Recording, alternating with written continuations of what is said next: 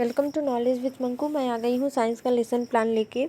Life science का lesson plan share कर चुकी हूँ, वीडियो वॉच कर लीजिएगा चैनल पर जाके। साइंस के पुराने वीडियोस का लिंक जो है डिस्क्रिप्शन में दे दूँगी, आप लोग वॉच कर लीजिएगा।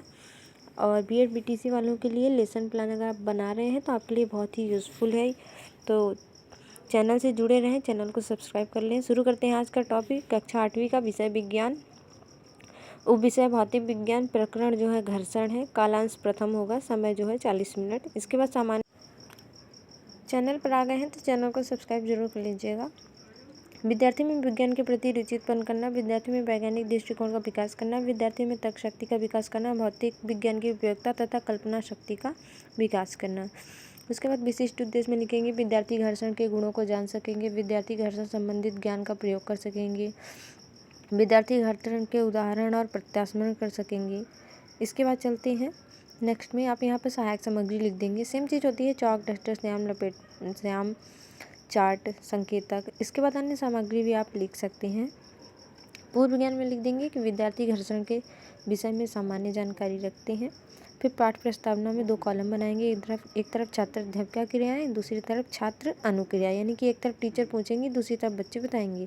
पहला होगा कि हम एक स्थान से दूसरे स्थान पर कैसे जाते हैं, तो बच्चे बताएंगे कि बाइक, स्कूटर से। ऐसे ही करके आगे बढ़ेंगे। फिर बाइक चलाते समय बाइक क्या होते हैं तो किससे रोकते हैं, तो बच्चे बताएंगे ब्रेक से।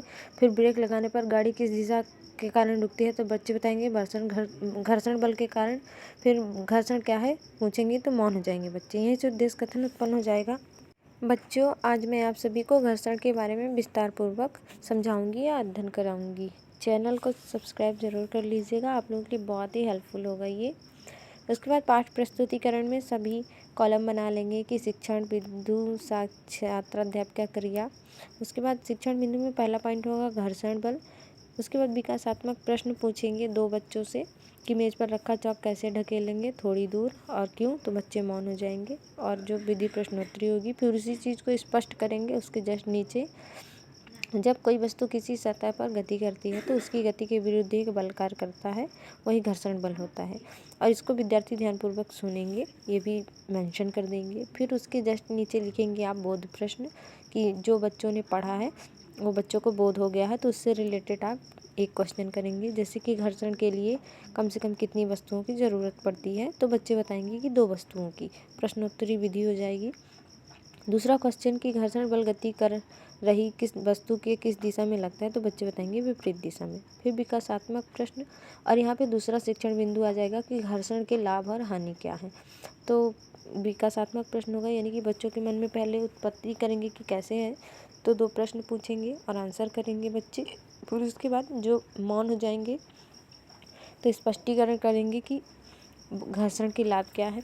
तो घर्षण के लाभ में आप 2-3 ऐसे लिख देंगे कि घर्षण बल हमें पृथ्वी की सतह पर चलने में सहायता करता है, कागज़ पेन द्वारा लिखना घर्षण के कारण ही होता है। और विद्यार्थी जो चीज़ को ध्यानपूर्वक सुनेंगे और अपनी कॉपी में लिखेंगे, व्याख्यान विधि होगी। फिर घर्षण की हानि, की घर्षण के कारण वस्तुओं का घर्षण बिंदु घिरा रहता है। घर्षण के कारण काफ़ी ऊर्जा जो है लगती है किसी भी वस्तु में अगर घिसते हैं तो। घर्षण बल के कारण वस्तु को एक स्थान से दूसरे स्थान पर ले जाने में बल लगता है। उसके बाद श्यामपट्ट में जो भी होगा उसको मेंशन कर देंगे। जैसे यहाँ पे हमने लिख दिया घर्षण बल किसे कहते हैं, जब कोई वस्तु किसी सतह पर गति करता है उसके विपरीत उसको घर्षण बल कहते हैं। इसके बाद मूल्यांकन प्रश्न, घर्षण को अंग्रेजी में क्या कहा जाता है, घर्षण बल क्या करता है। निरीक्षण कार्य, छात्र अध्यापिका जब बच्चे नोट कर रहे होंगे तो घूमकर कक्षा में देखेंगे, निरीक्षण करेंगे कि बच्चे क्या कर रहे हैं। इसके बाद आप गृह कार्य लिख देंगे, 2 क्वेश्चन 3 क्वेश्चन जितना आपकी मर्जी हो बच्चों को दे दीजिएगा। जैसे कि घर्षण बल किसे कहते हैं लिख कर आना है, घर्षण बल के 5 लाभ। ठीक है, मिलते हैं नेक्स्ट टॉपिक के साथ।